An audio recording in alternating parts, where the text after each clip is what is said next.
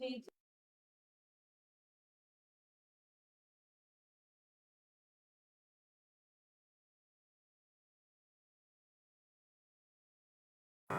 Namami धन्वन्तरिमादिदेवम्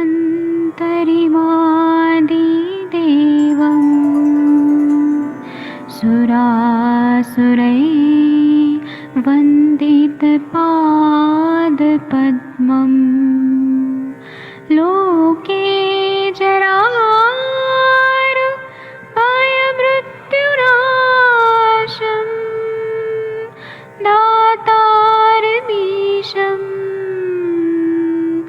विविधौषधीनां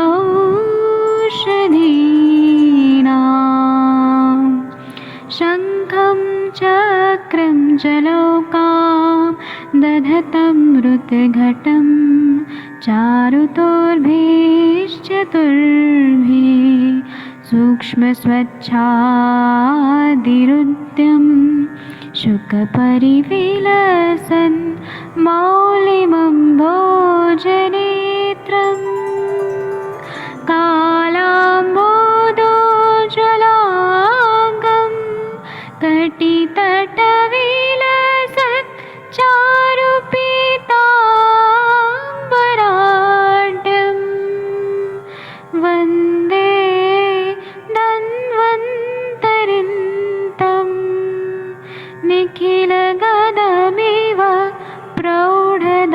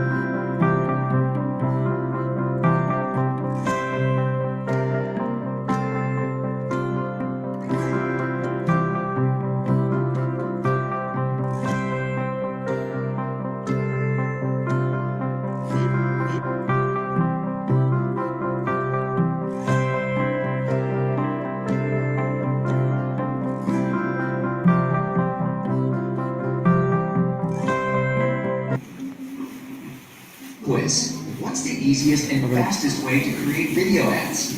Is it A, pick up a camera?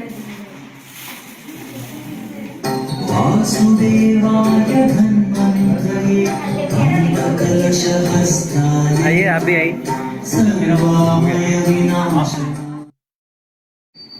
आशा है कि आप लोग अपने क्षेत्र में अच्छा करेंगे और देश विदेश में अपने देश का नाम ऊंचा करेंगे। इन्हीं शब्दों के साथ मैं आप लोगों का सबका दिल की गहराइयों से हार्दिक स्वागत करता हूं। धन्यवाद।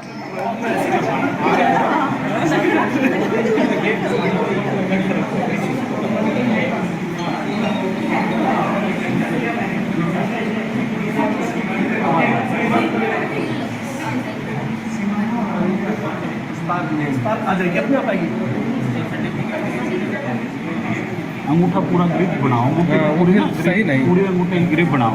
बिना ग्रिप नहीं, ऊपर अंगूठा नहीं, यहाँ यहाँ ऐसा कुछ आएगा। मैं पीटर जॉन, जबलपुर मध्य प्रदेश से बहुत लकी मानता हूँ कि मैं आयुष दर्पण परिवार से जुड़ गया और आयुर्वेद मर्म और नाड़ी के विषय में बहुत अच्छी जानकारी मुझे प्राप्त हुई। Thank you sir. जाना है तो आप लोग जो है इनको प्रमाण पत्र दे दीजिए, खड़े हो जाइए, सभी की ताली बजा दीजिए।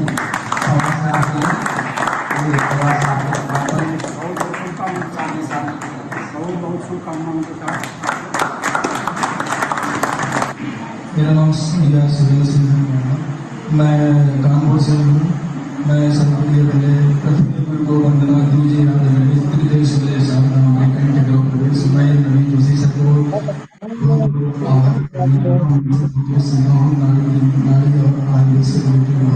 कुछ मुझे सीखा हूँ और सीखता ही रहूँगा हमेशा।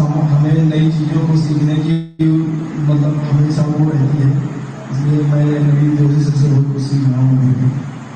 Thank you. पानीपत हरियाणा से हूँ, BMS कर रहा हूँ और सर का मैंने नाड़ी और मरम का ऑनलाइन क्लास ज्वाइन किया था और बहुत अच्छा लगा और बहुत अच्छी नॉलेज मिली।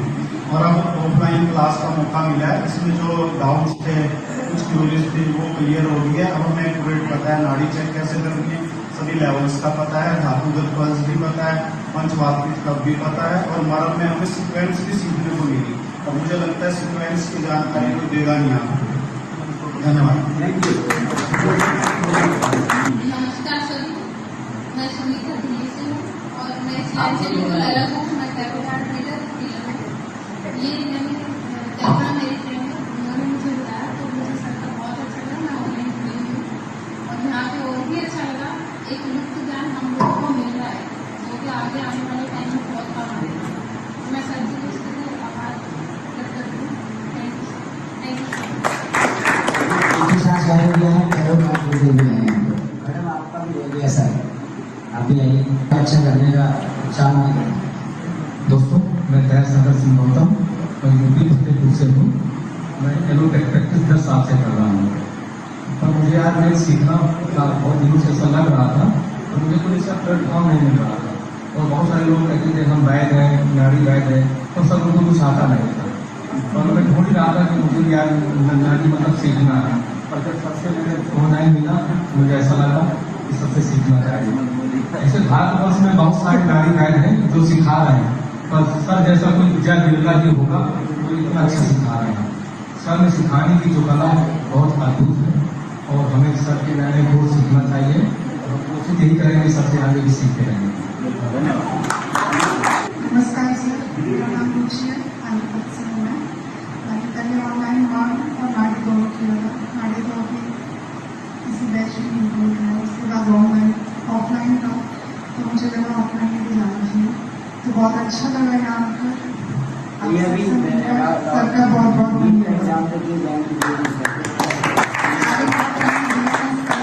आप सबका आशीर्वाद, सबका आशीर्वाद होगा तो नीट क्लियर हो जाएगा। मेरा बड़ा बेटा BBA कर रहा है। क्या बात है, बहुत बहुत बहुत बहुत आपको इंस्पिरेशन है ना, ये इंस्पिरेशन।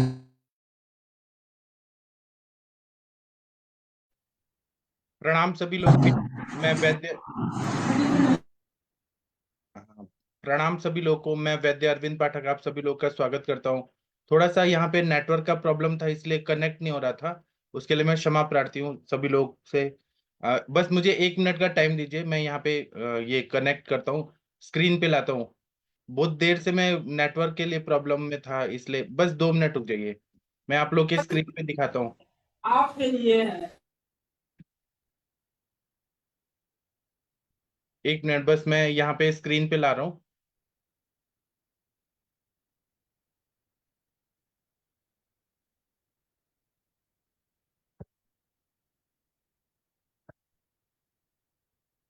देखिए आप लोग के स्क्रीन पे 5वां नंबर का जो श्लोक है ये आ रहा है, तो इसको कोई पढ़ना चाहे तो पढ़ सकता है। 5वां नंबर का श्लोक जो है सुश्रुत संहिता में, तीसरा चैप्टर शारीर स्थान का, इसका 5वां चैप्टर, 5वां नंबर का श्लोक। डॉक्टर महेंद्र सर आप कृपया पढ़ेंगे सर। हाँ सर। हाँ सर। ये 7वां 8वां था सर, ये तो पढ़ लिया था कल। ये पढ़ लिया था, अच्छा ठीक है। 1 मिनट रुक जाइए सर, यहाँ नेटवर्क का बहुत इशू हो रहा था, ज्वाइन ही नहीं हो पा रहा था।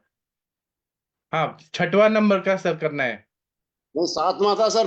पीन प्रसन्न वदनाम नहीं पढ़ा था सर। राम, सर पीन प्रसन्न वदनाम ये नहीं पढ़ा था, ऋतुमती स्त्री। ये था। हाँ ये शुरू कर दीजिए।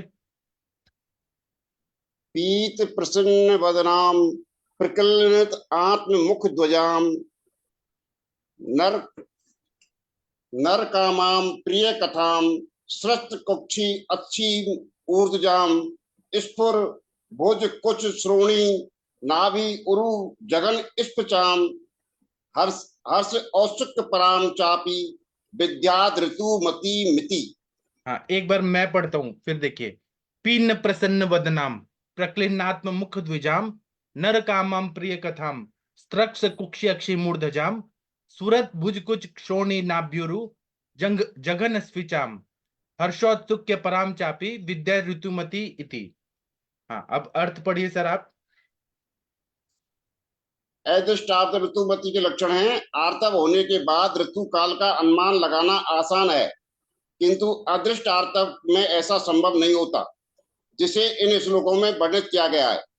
तो मुख पीन और प्रसन्न, यानी इंग्लिश में दिया है फेस फुल एंड लिवली, शरीर मुख और दंतमांस क्लेद युक्त, पुरुष की कामना होना, प्रेम भरी कथाएं सुनने की इच्छा होना, जिनकी कुक्षी नेत्र और बाल शिथिल हों, भुजा स्तन श्रोणी नाभि जघन स्पिक और उरु में स्फुरण होता हो, हर्ष और औत्सुक से युक्त हो। ये लक्षण जिस अदृष्ट अर्थ में पाए जाएं वह ऋतुमती जाने। जी तो ये बोला गया ऋतुमती का मतलब जब मेंसेस शुरू हो जाता है उस टाइम को ऋतुमती बोलते हैं, मेनार्के से लेके मेनोपॉज तक का एज। तो शुरुआत में कैसा रहता है कि चेहरा एकदम खिला खिला रहता है, प्रसन्नता रहती है, और आत्मा देह मुख दांत एकदम क्लेद युक्त रहते हैं, बहुत अच्छा प्रसन्न, देखने में एकदम फ्रेश लगता है वो लड़की को। वो अब हमेशा पुरुष की चाहत चाहत रखती है, उसका लिबिडो बहुत इंक्रीज हो जाता है, मीठी बातचीत करने वाली होती है, उसकी कुक्षी आंख और बाल शिथिल होते हैं, और उसको बाहु स्तन श्रोणी नाभि उरु जघन और नितंब में स्फुरण होता है। मतलब उसको रति कार्य में हर्ष और उत्कंठा मालूम होती है, उसका लिबिडो बहुत ज्यादा इंक्रीज रहता है। ऐसी लक्षण वाली स्त्री को ऋतुमती समझना चाहिए। विमर्श में बोला है ऋतुमती स्त्री मदनोत्सुका होती है, मतलब उसका हमेशा उत्सुकता रहती है कि वो काम की इच्छा करती है, नाना प्रकार की श्रृंगार चेष्टा करती हुई काम वासना से पीड़ित होती है, मतलब बहुत अच्छे श्रृंगार करेगी, उसको हमेशा इच्छाएं होंगी बहुत ज्यादा, और कुछ शारीरिक संसार छूटने से दांत मुख क्लेदयुक्त होते हैं। यहाँ पे मतलब क्लेदयुक्त मतलब शारीरिक संस्कार, मतलब ब्रश वगैरह नहीं कर रही है, ऐसे इन्होंने कहा है, लेकिन ऐसा होता नहीं है ऐसा। बाल भी बिखरे हुए रहते हैं, अंगों का स्फुरण और उसकी मदोत्तेजना अवस्था का सूचक है, मतलब उसके अंदर न ऐसे स्फुरन टाइप होता है, ऐसा फील होता है। जी इसका हम टीका पढ़ेंगे, पीन प्रसन्न वदना वाला। हाँ इसकी टीका पढ़ेंगे 7वां 8वां, इस निबंध संग्रह में 7वां 8वां बताया। कौन पढ़ना चाहेगा, कोई भी पढ़ सकता है। Varsha ma'am, Pallavi ma'am, Veena ma'am पढ़िए, कोई भी पढ़िए प्लीज। कोई पढ़ रहा है क्या सर? 7वां 8वां के नीचे वाला जो टीका है इसको बड़ा कर दूं? नहीं दिख रहा है सर आज। हाँ, अदृष्ट एक अदृष्ट मिनट के मैं इसको बड़ा कर देता हूँ। हाँ नहीं दिख रहा है आज। हाँ, पढ़िए। तवाया ऋतुमत्या लक्षणम आह पीनेत्यादि प्रक्लिन्ना प्रकर्षेण क्लेदम आपन्ना आत्मादयो यस्याः आत्मा देहत्वे अपि देहत्वे अपि अत्यंत क्लेद ज्ञाननाय ज्ञापनाय मुखस्य पुनरुक्तिः द्विजशब्देन द्विजसमीपवर्तिनो दन्तवेष्टका अभिप्रेताः द्विजानां प्रक्लेदसम्भवात् हर्षो औत्सुक्यरतो सातिशयो अभिलाषः। जी, इसमें ये बताया कि अदृष्टवाया ऋतुमत्या मतलब जब मेंसेस नहीं आ रहे उसके बाद उसके साथ में ऋतुमती के लक्षण कह रहे हैं। पिनेत्यादि मतलब वो प्रसन्न रहती है बहुत ज्यादा।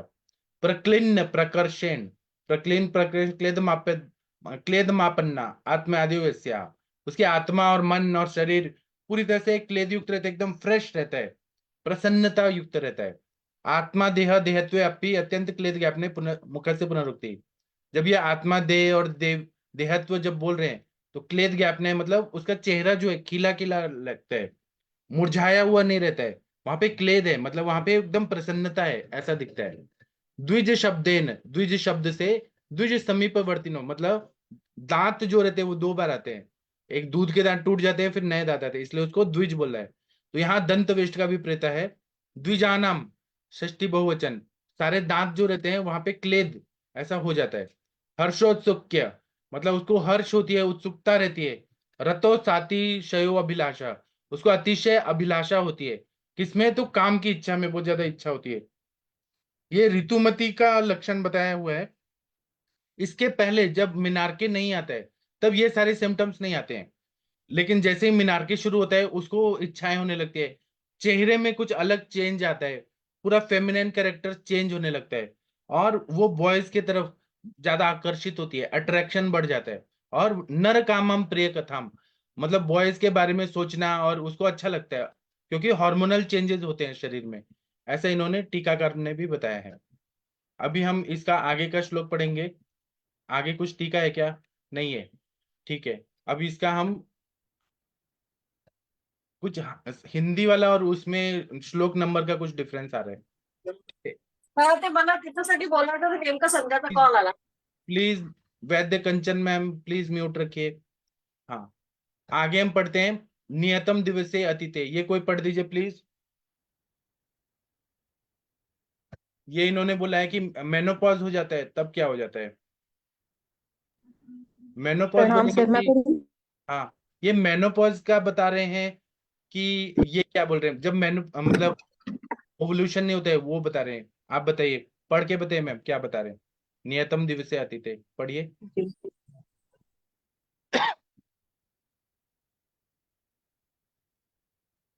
दिख रहा है मैम? वर्षा, मैं पढ़ूं क्या? हाँ पढ़िए। नियतम दिवसे आतिते संकुच्यते अम्बुजं यथा ऋतो व्यतीते नार्यास्तु योनिः संव्रयते तथा। हाँ, अर्थ पढ़िए मैम वीना मैम। हाँ पढ़ती हूँ सर। हाँ, ऋतुकाल में ऋतुकाल से भिन्न काल में योनि का संकोच जैसे दिन बीतने पर कमल सिकुड़ जाता है, उसी प्रकार ऋतुकाल बीतने पर स्त्रियों की योनि का द्वार बंद हो जाता है।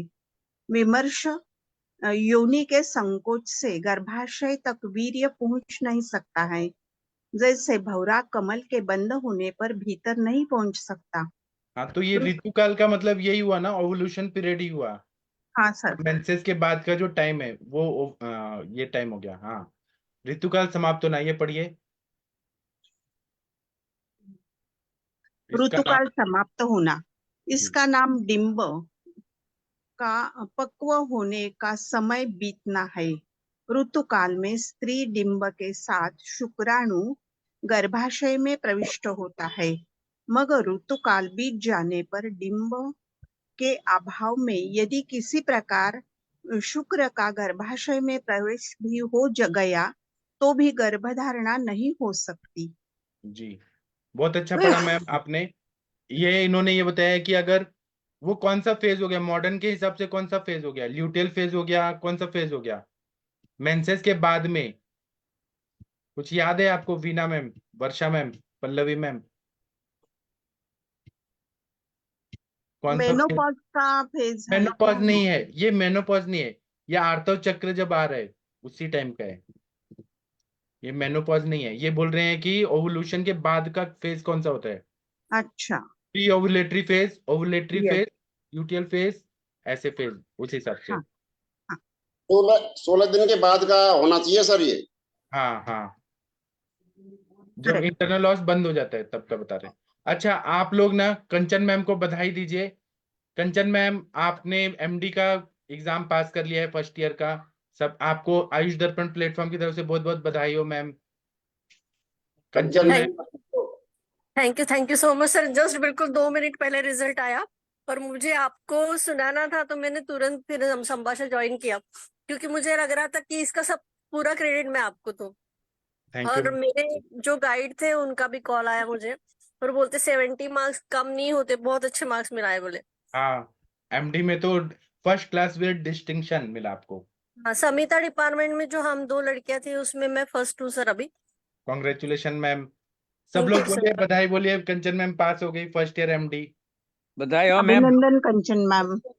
Thank you so much. और मैम आपका कितना साल का गैप हो गया एमडी का और बीएमएस का? सर 20 साल तो कंप्लीट हो गया।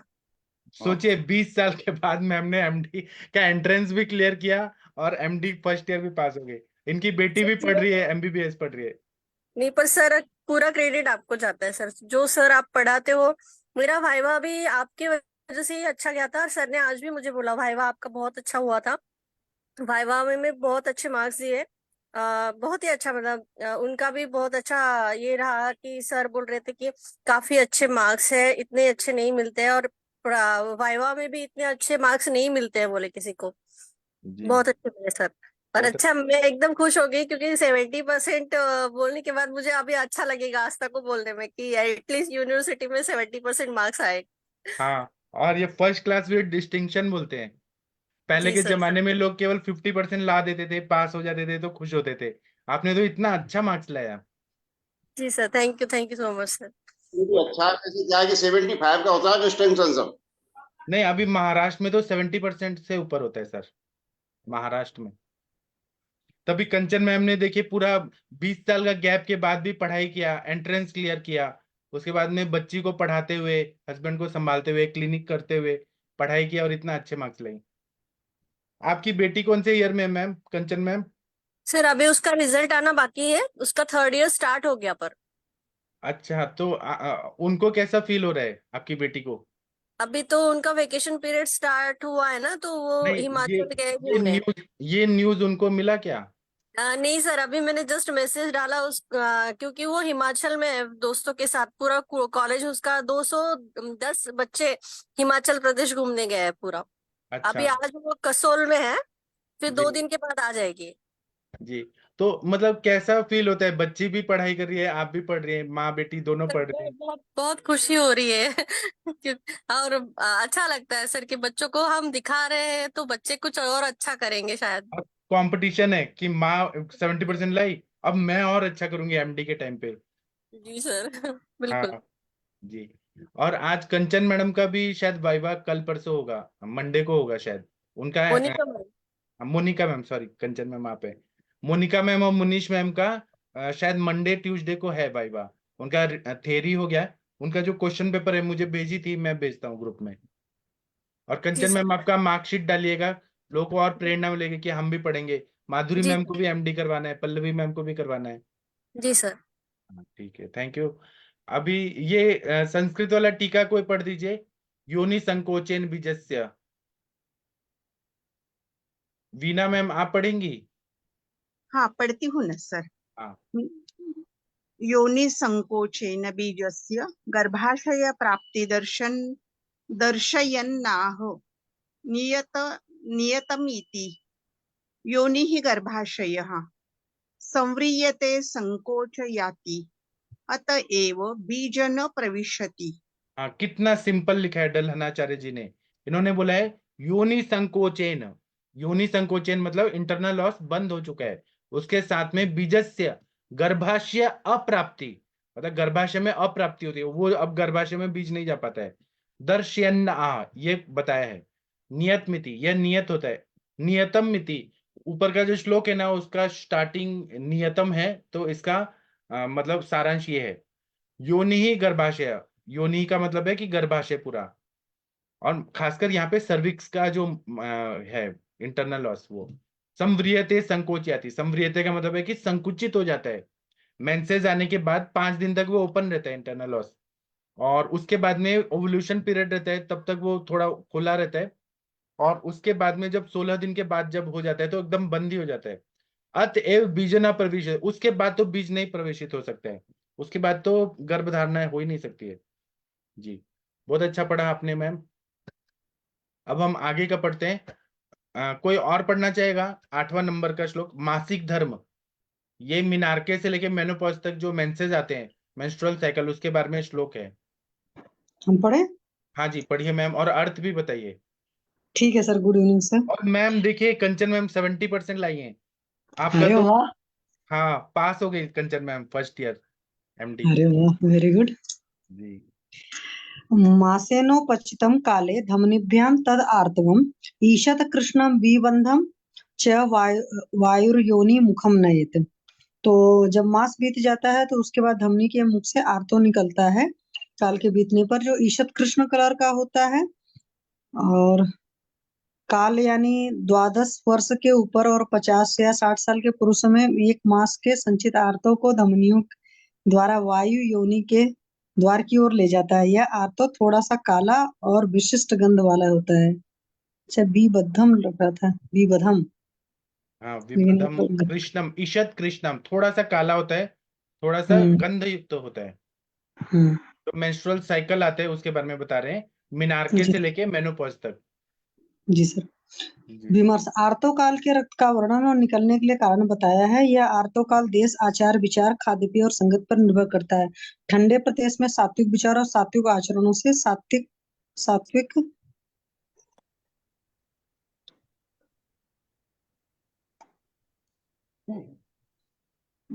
पढ़िए सात्विक आहारों से। सात्विक आहारों से तथा सत्संग से बहुत देर के बाद मासिक धर्म की प्रवृत्ति होती है। वही स्त्री गर्म प्रदेश में रहने से, गर्म पदार्थ और मद्य मांस सेवन करने से और बुरी संगत में रहने से शीघ्र ही ऋतुमती होती है। जैसे आजकल के बच्चों में बहुत जल्दी जल्दी मिनारकी हो रहा है। जी। तदवर्षा, अब रुकिए मैम, थोड़ा सा रुकिए, जी इसका सर। टीका पढ़ते हैं। आप क्या पढ़ रही हैं? सुश्रुत संहिता पढ़ रही हैं। इनके एक एक श्लोक का इतना अच्छा अर्थ है और समझना है, डिस्कशन होना चाहिए। पढ़िए जी मैम, सर। इसका टीका पढ़िए। मासेन इति आदि काले 12 वर्षादो षष्ठेश्च चार्वाक अन्य पंचशत वर्षाणि यावत। तो ये है 12 वर्ष से शुरू होकर के षष्ठेश चार्वाक, मतलब 60 साल तक। 60 साल तक भी आ सकता है। हम्म, अन्य और बहुत सारे 50 लोग, वर्षानी यावत, उस जमाने में 60 साल तक आता था हम्म, जब ये लिखा गया था। आजकल तो 50, इसमें लिखा है 50 साल तक किसको आते हैं मेनोपॉज, जल्दी आ जाते हैं, 40 साल 35 साल। हाँ आजकल तो इन्हें बहुत जल्दी आने लगा है। जी, बहुत अच्छा पढ़ा मैम आपने। Thank ma'am you sir. आपने मेंस्ट्रुअल साइकिल के सारे फेजेस याद है आपको? ओवुलेशन हाँ, साइकिल। उसका सेक्रेटरी फेज है, हाँ, सेक्रेटरी, ओवुलेटरी, और 4 हैं उसके फेज। Luteal phase. हाँ, अगर मैम कल आप पढ़ के हमें बताइएगा, आप बहुत अच्छा ठीक, बताइए। हाँ ठीक है sir, thank you sir.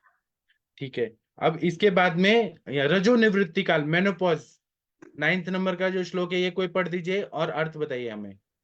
Menopause का टाइम कोई भी पढ़ सकता है। चलो पढ़ती हूँ मैं।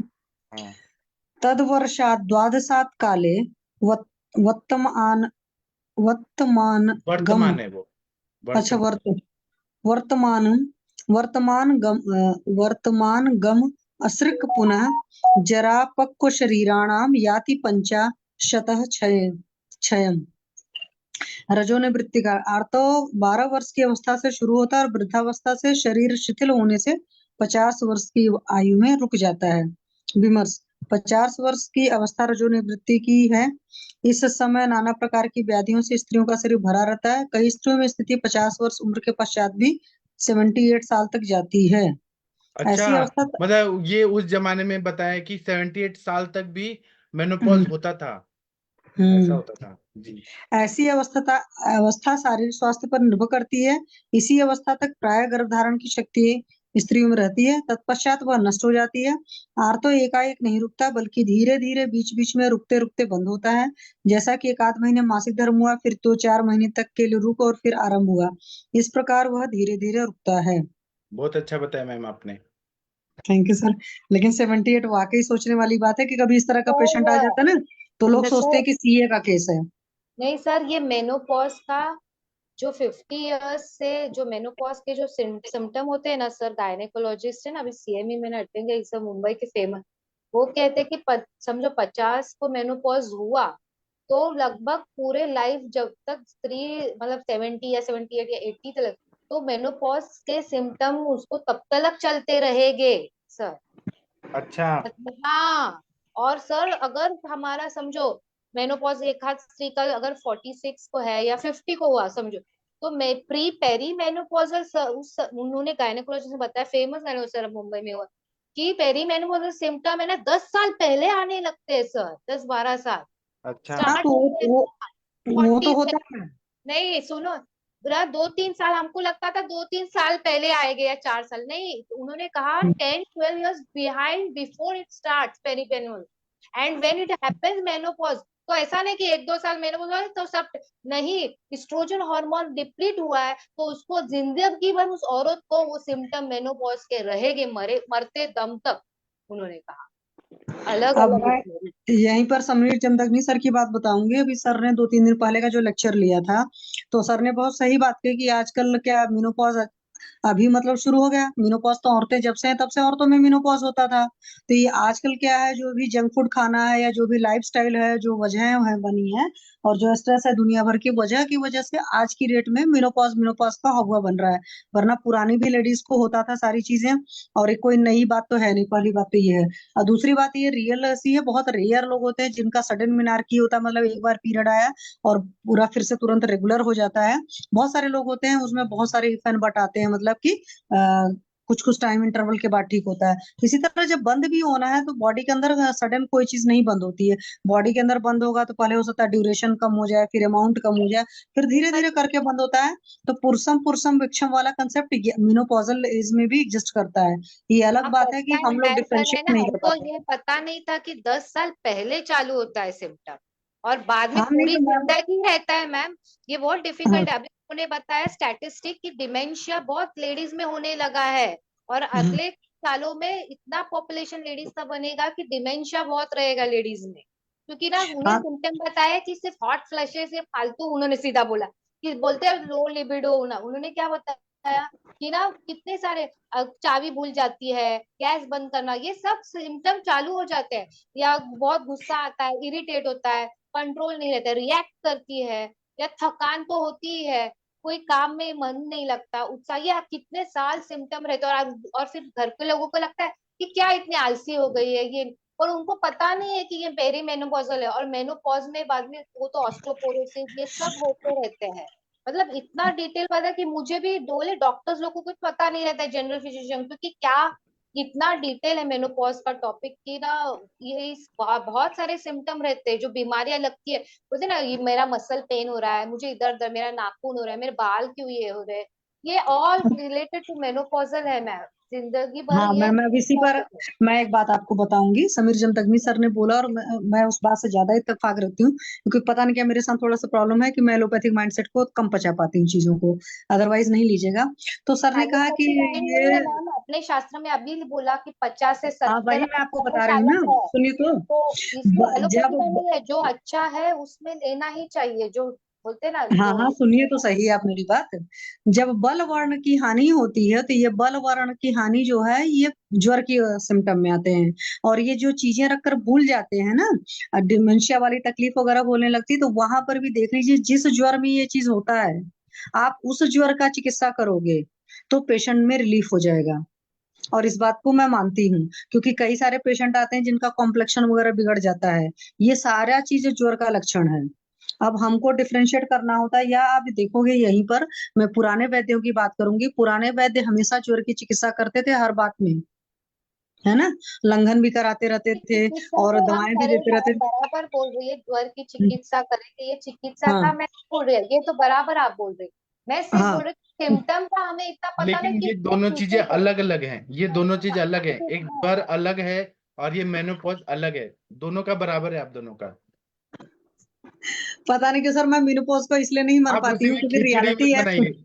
आप मेनोपॉज नहीं, वाले में खिचड़ी ज्वर नहीं मत। बना रही हूँ। जैसे ये है कि अभी की लेडीज को ये 10-20 साल से तकलीफ होना शुरू हुई। 20-30 साल पहले इस तरह की तकलीफ क्यों नहीं होती थी? उसके पीछे वजह थी कि उनकी और भी बहुत सारी चीजें थी। अभी जैसे बहुत ज्यादा स्ट्रेस का लेवल है, या जिनको बोला जाता है कि योगा प्राणायाम वगैरह करते हैं उनको तकलीफ कम होती है। जी बस मेनू इतना, मैं खिचड़ी नहीं बचा रही सर। मैं ये बोल रही हूँ कि हमारे शास्त्र में अलग तरीके से वो चीज दे रखा है। मॉडर्न वाले उसको थोड़ा सा एक अलग टोपी पहनाने की कोशिश करते हैं, और कुछ टोपी नहीं है। बनाने की कोशिश नहीं करते। वो जो बता रहे वो भी सही है और ज्वर वाला भी सही है, लेकिन सभी में मेनोपॉजल टाइम पे ज्वर का ही नहीं रहता है। ये दोनों चीज अलग अलग करिए। दोनों को क्योंकि जोड़ वात देंगे का तो तो प्रकोप कंफ्यूजन होगा। रहता है। फिर मेनोपॉज वाले को हम ज्वर बोलेंगे क्या? ज्वर की चिकित्सा करेंगे क्या सबको? हाँ वही मैं बोल रही हूँ, मैं वैसे तो कर नहीं आप सकते दोनों ना। का बात सही है, लेकिन दोनों चीज अलग अलग है। मेनोपॉज तो वात प्रकोप की सब लक्षण है ना, बराबर। जी मेनोपॉज बराबर। में। जी हाँ, जी तो एक ही हिसाब से वात प्रकोप होता ही है। जी। हम्म हम उस तरह से भी सोच सकते हैं, लेकिन सब में ज्वर ज्वर ज्वर नहीं सोचना और है चाहिए। ना, दूसरा मेनोपॉज जो रहता है, जो जिसकी हिस्टेक्टोमी की वो उसी वक्त रोक देते हैं, वो बोले तो वो है अलग टाइप, उसके अलग ही लक्षण आते हैं। मतलब बोले ना बराबर। अचानक रोक दिया हमने पूरा उसका ये किया, तो उस वक्त जी तो उसका बहुत सीवियर ये रहता है हिस्टेक्टोमी, वो मेनोपॉज अलग है। और जो नॉर्मल जो 12 महीने नहीं आया मेनोपॉज का, उसका नॉर्मल बताया तो वो बोले कि बुढ़ापे तलक उसके सिम्टम रहेंगे मेनोपॉज जी। के। मतलब ये और आप ऐसा सही है। बोल रही हो, ये यहाँ ऐसा दिखाई देता है हमेशा हाँ प्रैक्टिस में, हमेशा वो तो रहता है वही। मेरे को हिस्टेक्टोमी होने के मेरे को गैर समझ था पहले कि नहीं 4-5 थोड़ा साल रहेगा, पर नहीं, वो बोले कि जिंदगी भर रहेगा मरते दम तक उसका। जी, बात प्रकोप का जो मैम ने बताया वो भी सही है, शशि मैम ने बताया वो भी सही है। सबने सही ही बताया। बस मिक्स मत करिए, इंटरमिंगल मत करिए। सब चीज अलग अलग है। और वात प्रकोप तो होगा ही ना। जो बाल्यावस्था है वो कफ का काल होता है, युवावस्था पित्त का काल होता है, और वात का अवस्था ये होता है। तो मेनोपॉज हो गया मतलब वात का काल शुरू हो गया पूरा। जी। अब इसका जी सर टीका जी। टीका पढ़िए शशि मैम, आप बहुत अच्छा पढ़ रही हैं। पढ़िए प्लीज। ठीक है सर, मैं पढ़ती हूँ। तो इसमें है इन्होंने तमेव कालम निर्दिशन आह तद वर्षाद द्वादशाद इति तत् आर्तवम द्वादश वर्षाद ऊर्ध्वे वर्तमान उपचीयमान शरीर धातूनां योषितां काले मासी मासी प्रवर्तमानम तासाम एव 50 ऊर्ध्वे जरा पचीयमान शरीर धातूनां क्षय यातीति शेषः। बहुत बढ़िया पढ़ा आपने। इसमें तद वर्षात द्वादशात इति, मतलब श्लोक की शुरुआत कैसे हुई है? तद वर्षात द्वादशात। तो इसका जी सर। इति मतलब ये अर्थ है कि तमेव कालम निर्दिशन आह। निर्दिशन आह मतलब उस टाइम में काल के बारे में बताया। क्या बताया है? तत् आर्तवम मतलब वो जो आर्तव रहता है, द्वादश वर्ष 12 साल से शुरू होता है। और उपचीय मानद धातु नाम योषिताम, धातुओं का उपचय करते करते हर महीने आता है। और आते आते प्रवर्तमानम तासाम एव 50, मतलब फिर 50 ईयर्स तक आता है। और उसके बाद में जरा उपचीयमान मतलब बुढ़ापा आने लगता है, वृद्धावस्था आने लगती है। जरा अपचीयमान, पहले लिखा है उपचीय, उपचय होता है, बाद में अपचय होता है। क्या मान शरीर धातु नाम, शरीर धातु का क्षय, क्षय होने लगता है। याति इति, धीरे धीरे क्षय होता है, एकदम एकदम क्षय नहीं होगा। एकदम क्षय होगा तो मृत्यु हो जाएगी। स्लोली स्लोली स्लोली क्षय होते जाता है। इति शेषः, ऐसा बताया। जी सर। उपचय का मतलब होता है जो वक्त के साथ बढ़ता है, और अपचय का मतलब जो वक्त के साथ घटता है। या एनाबॉलिक कैटाबॉलिक कर दें? एनाबॉलिक कैटाबॉलिक भी कर सकते हैं, या फिर मेटाबॉलिक, दोनों को मिला दिया तो मेटाबॉलिज्म। जी सर। जी, ठीक बहुत है, अच्छा पढ़ा मैम आपने। Thank you sir. हाँ चलिए, इसके बाद में ये स्त्री की उत्पत्ति का काल है, इस पे और रिसर्च होना चाहिए, ये कोई पढ़ दीजिए। युग में शुद्ध पुमान प्रोक्तो, पढ़िए पढ़ूं? मैम। हाँ पढ़िए। युग्मेषु तु पुमान् प्रोक्तो दिवसेषु अन्यथा अबला पुष्पकाले शुचिस् तस्माद् अपत्यार्थी स्त्रियं व्रजेत। संतान की इच्छा करने वाले लोगों को पवित्र होकर ऋतुकाल के युग्म दिनों में, सम दिनों में जैसे चौथे, छठे, 8वें, 12वें तथा अयुग्म दिनों में विषम संख्यक 5, 7, 9, 11 में गमन करना चाहिए। सम दिनों में गमन करने से पुत्र होता है और विषम दिनों में कन्या पैदा होती है। विमर्श, यहाँ पर यह शंका पैदा होती है कि शुक्र बाहुल्य से पुत्र और आर्तो बाहुल्य से कन्या, ऐसा भेद तो पूर्व में ही बताया है, अब दिनों का झगड़ा क्यों है? इसका उत्तर यह है कि स्त्रियों के शरीर में सम दिनों में रज कम होता है, विषम दिनों में उसकी वृद्धि होती है। और यहीं पर समीर चंदगनी सर ने ये बताया था, जैसे मान लो ये डे जो काउंट करते हैं वहां पर भी लेकर प्रॉब्लम रहती है। जैसे सुबह 8 बजे अगर शुरू हुआ, तो आज के सुबह 8 से कल के सुबह 8 तक पहला दिन होगा। तो कल का सुबह नहीं, कल का जो शाम हो जाएगा, मतलब कल सुबह 8 बजे के बाद वो दूसरा दिन होगा। तो उस तरीके से काउंटिंग करना होता है। लोग इस तरीके से नहीं, जैसे आज रात में 8 बजे शुरू हुआ तो उसको फर्स्ट डे माना और कल को सेकंड डे मान लेते हैं। तो यहाँ पर ये जो सम और विषम वाला है, इसको इस तरीके से लेना चाहिए। तो वहां पर एएनसी के पहले मतलब पेशेंट को अगर गर्भ संस्कार के लिए गाइड करना है तो इस तरीके से भी गाइड कर सकते हैं। तो 30-40% ये भी बहुत काम करता है, सर ने बताया था। जी सर। हाँ, बहुत अच्छा पढ़ा आपने मैम। थैंक अब यू। ये विमर्श पढ़ दीजिए मैम, विमर्श पढ़ दीजिए। वो तो पढ़ा था मैंने। यहाँ यह शंका पैदा होती है कि शुक्र बाहुल से पुत्र और आर्तो बाहुल से कन्या, ऐसा भेद तो पूर्व में ही बताया गया है, अब दिनों का झगड़ा क्यों है? इसका उत्तर है कि स्त्रियों के शरीर में सम दिनों में रज कम होता है और विषम दिनों में उसकी वृद्धि होती है। सम दिनों में संयोग से पुत्र उत्पन्न होता है और विषम दिनों में कन्या की उत्पत्ति होती है। भोज ने भी कहा है। भोज, राजा भोज, एक वैद्य हाँ, थे भोज, हाँ, हाँ, ने भी कहा है। कुंती के भाई ना। हाँ अयुग में स्त्री पुमान, युग में संध्योस्तु नपुंसकम, शुक्राधिकत्वात् पुरुषः प्रमदा रजसो अधिकात्, शुक्र शोणितयो साम्या तृतीया प्रकृतिर भवेत। अर्थात सम दिनों में पुत्र, विषम दिनों में कन्या और संधि काल में नपुंसक पैदा होते हैं, क्योंकि युग्म दिनों में शुक्र की अधिकता होती है, विषम दिनों में रज की और शुक्र की समानता होने से नपुंसक पैदा होते हैं। जी। जी, अब इसका हम टीका पढ़ेंगे। जी सर। चलिए मैम, इसकी टीका पढ़ दीजिए, मैं अर्थ बताऊंगा। जी सर, काफी बड़ा है। तस्मिन् ऋतु काले अपि। हाँ, तस्मिन् ऋतुकाले अपि सम विषम दिवसयोः स्त्रीर्जन्म दर्शयति आह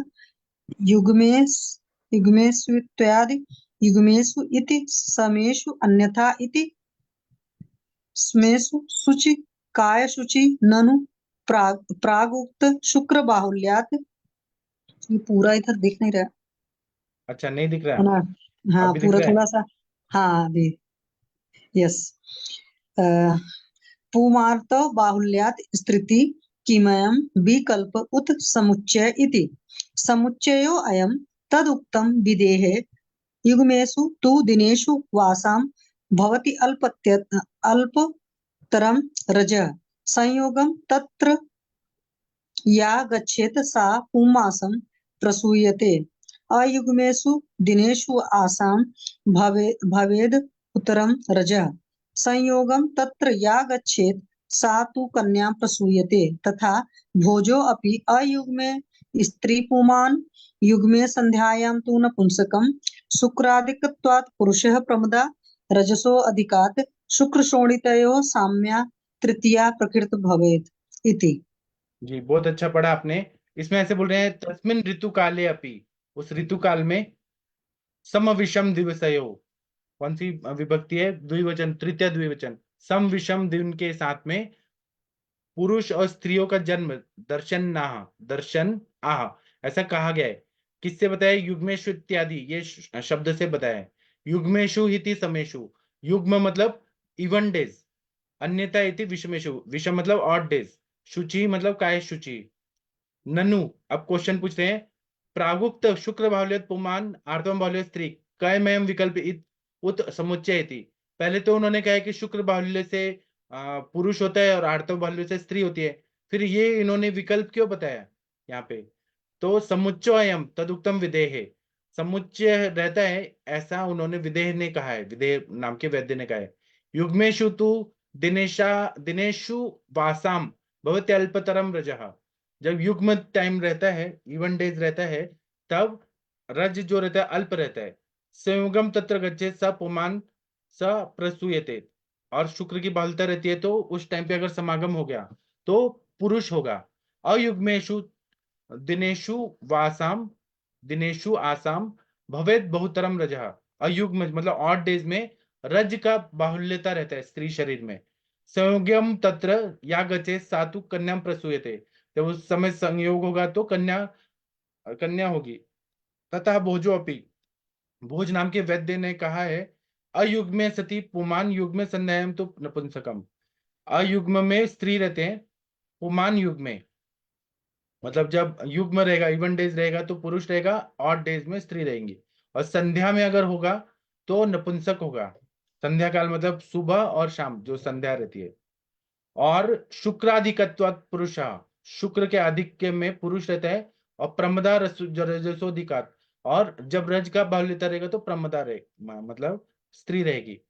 शुक्र शोणित साम्य तृतीया प्रकृति, जब शुक्र शोणित साम्य अवस्था में रहेगा तो यह नपुंसक प्रकृति, तृतीया प्रकृति मतलब नपुंसक हो जाएगा, ऐसा बताया।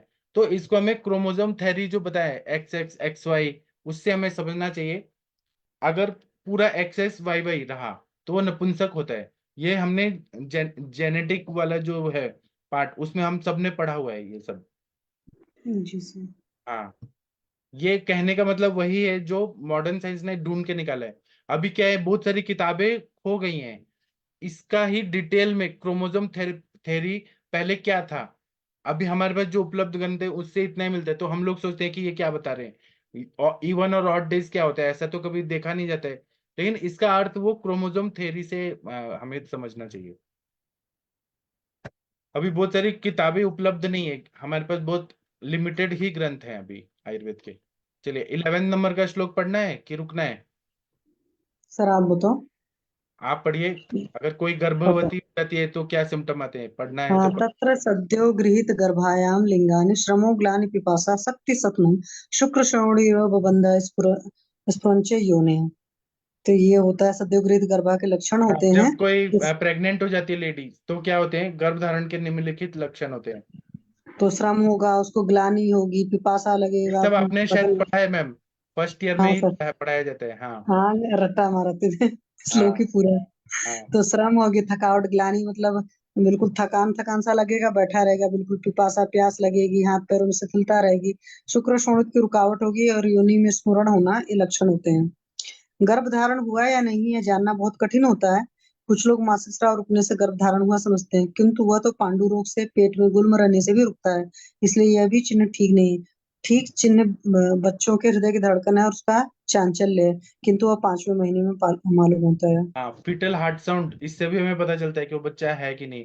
आजकल तो सोनोग्राफी आ गया है, पहले के जब ये जिन्होंने विमर्श लिखा है उस टाइम पे सोनोग्राफी का प्रचलन नहीं था, इसलिए आपने मन से लिखा है। और पांडु रोग, अगर खून की कमी रही तब भी एमेनोरिया रहता है, पेट में गुल्म हाँ, रहा तब भी एमेनोरिया रहता है, ये उन्होंने बताया। टीबी के पेशेंट को पीरियड नहीं आते, उनके साथ भी ये प्रॉब्लम होती है। और ये जो बोला है ना कि सद्योग्रहित गर्भा लक्षण, ये सच में होता है। थकावट बहुत ज्यादा आती है, कोई भी कुछ काम नहीं किया लेकिन ग्लानि रहता है, निष्क्रियता रहती है, प्यास बहुत ज्यादा लगती है, पैर में शिथिलता होती है। मैम आपको ये फील हुआ था क्या जब आपका रहा था, तो ऐसा फील सर हुआ था? मुझे ज्यादा चीजें नहीं पता थी, क्योंकि मेरे साथ तो ये था कि मैं थर्ड क्रॉप में थी तब इस तरह की चीजें हुई थी। तो मुझे तो मिस हुआ था, तो उससे ही मैंने टेस्ट किया तो लेकिन पॉजिटिव आ ऐसे गया। बाकी लोगों को देखा है आपने कि ऐसे सिम्टम्स आते हैं? हाँ ये सर मतलब नॉर्मली कुछ लोग को मैंने देखा है जिनको थोड़ा सा लेथर्जिक लाइफस्टाइल जीने की आदत रहती है, तो वो तो थोड़े से ज्यादा ही रहते हैं। आजकल के बच्चे हैं ये इन सब में ज्यादा तकलीफ होती है, बट जो अच्छे से काम धाम करने वाले हैं या जिनको ये दिमाग में रहता है कि मेरी नॉर्मल डिलीवरी होनी चाहिए, तो वो थोड़े से एक्टिव रहते हैं। बट ये है कि हाँ, फर्क पड़ता है। दूसरी बात सर, एज का बहुत बड़ा फर्क पड़ता है। अब कोई 40 के बाद प्रेगनेंसी के बारे में सोचेगा तो उसके अंदर तो वैसे ही जान नहीं होगी। जैसे आज मेरे पास 2 कपल बैठे थे, 40 के ऊपर थे दोनों, तो अब वो अभी भी नहीं प्लान कर रहे हैं। तो इस तरह के वहां पर सर ज्यादा प्रॉब्लम आती है। जी अदरवाइज इतना फील नहीं होता सर, अगर कोई बहुत एक्टिव टाइप का इंसान है तो, जी। जो मुझे लगता है। और मैम लोग बताएंगे अपना। हाँ, किसी को इस टॉपिक पे बताना है कुछ? कोई कुछ बोलना चाहते हैं? माधुरी मैम या पल्लवी मैम कुछ बोलना चाहते हैं इस टॉपिक पर? सर नहीं, ये है लक्षण आते हैं ये सर, जो प्रेगनेंसी रहते ना सर, तो वो रहता है ग्लानी, जी खाना नाही पसंद, आपण फोडणी टाकतो ना, काय म्हणतात त्याला हाँ, जेवणाला, तो तड़का वास तड़का मारते हैं। हाँ आपको सहन नहीं होता है सर, वो किचन में भी जाना नहीं चाहते। अभी मेरी काम वाली बाई प्रेग्नेंट है, तो उसको इतनी थकान ग्लानी आ रही है ना सर, भूख भी नहीं लगती। तो जी फिर उसको ये समझ आता है कि है जी तकलीफ होती है। जी। और शशि मैम, आप चैट बॉक्स खोलिए। वर्षा मैम ने कुछ लिख के दिया है, वो पढ़ के बताइए। या वर्षा मैम आप ही पढ़ दीजिए अगर पढ़ना चाहे तो। वर्षा मैम चली गई हैं। शशि मैम आप नहीं सुन पा रही हैं? ठीक है, इसकी टीका पढ़ते हैं। शशि मैम, आप तक आवाज जा रही है? हाँ जी सर, एक्चुअली मैंने सोचा अनम्यूट किया है, हुआ नहीं। अच्छा, चैट बॉक्स पढ़ के फिर ये टीका भी पढ़ना है आपको ही। ठीक है सर, मैं पढ़ती हूँ। 4 फेजेस ऑफ मेंस्ट्रुअल साइकिल में मैम लिखा है, पहला मेंस्ट्रुअल, दूसरा फॉलिकुलर, तीसरा ओव्यूलेशन और चौथा ल्यूटियल फेज है। तो सर इसका हार्मोन लेवल पर तो मैं पढ़कर ही बता पाऊंगी, भूल आप भाल पढ़ के। के हमें कल पूरा अच्छे से बताइएगा पूरा। ठीक है सर। हाँ, चलिए इसकी टीका पढ़िए मैम। ठीक है परिहार्य सर। परिहारार्थम। हाँ, परिहारे परिहार्थे सद्यो गृहीत गर्भ नहीं, ये लक्षणम। ये आप कभी भी देखिए टीका में कैसे है, परिहार्थे नहीं है, परिहारार्थम है। वो बिंदी आगे पीछे का वो प्रिंटिंग मिस्टेक है। अच्छा, परिहारार्थम है। ओके। परिहारे परिहारे परिहार्थम सद्यो गृहीत गर्भ लक्षणम निर्दिशन आह तत्र सद्यो गृहीते गृहीत इति आदि श्रमः खेदः शक्ति सतनम उरुग्लानिः अवबन्धः अप्रवृत्तिः स्फुरण कंपनम। हाँ, इसका मतलब है कि हमें क्या क्या सिम्टम दिखते हैं। तत्र सद्योगृहित इत्यादि, इससे ये बताया है कि क्या क्या सिम्टम दिखते हैं, तो क्या क्या परिहार्य करना चाहिए और क्या क्या, मतलब क्या नियम वगैरह है, उस हिसाब से हमें डिसाइड करना चाहिए। परिहार्य और परिहारार्थ, इसके लिए सद्योगृहित गर्भ के लक्षण बता रहे हैं कि वो प्रेग्नेंट हो गई लेडी तो क्या सिम्टम आएंगे उसको। तो श्रम मतलब खेद होगा, मतलब मानसिक खेद होगा उसको, हमेशा थकावट आएगी, लिथार्जी फील होगा। शक्ति सदरम उरग्लानी, उरु स्थान में जो थाई रीजन है वहां पे वो ज्यादा हैवीनेस आएगा। अवबंधा प्रकृति, अवबंध मतलब शुक्र शोणित है, बंधा मतलब शुक्र शोणित जो है वो बाहर नहीं निकलेगा, वो बंद हो जाता है रास्ता। और स्फुरण मतलब कंपनम, कंपन होने लगते हैं योनि के भाग में, क्योंकि वो आप प्रेग्नेंट हो चुकी हैं। ठीक है, चलिए अभी हम ना नया श्लोक नहीं शुरू करेंगे। आप ना कल मैम, शशि मैम आपसे रिक्वेस्ट है कि वो मेंस्ट्रुअल के जो 4 वो है साइकिल के, वो सारा फेज आप कल पढ़ के हमें बताएंगी। जी सर, हाँ थैंक यू सर। ठीक है, थैंक यू मैम। और सर कंचन, मंडे ना, सब मंडे ना, कल संडे हाँ है। Monday Monday. और आप लोग कंचन मैम को कॉन्ग्रेचुलेशन लिख दीजिए व्हाट्सएप पे, उनको थोड़ा उत्साह आएगा कि हाँ मैंने अच्छा पढ़ाई किया। नहीं, मैम ने वाकई अच्छा किया हुआ है, congratulation ma'am. Congratulation ma'am. Ma'am यहाँ नहीं है, ग्रुप में लिख दीजिए। ठीक है, अभी मैं सेशन बंद करता हूँ, 9 बजे में फिर मिलते हैं क्लिनिकल संभाषा में। थैंक यू, प्रणाम।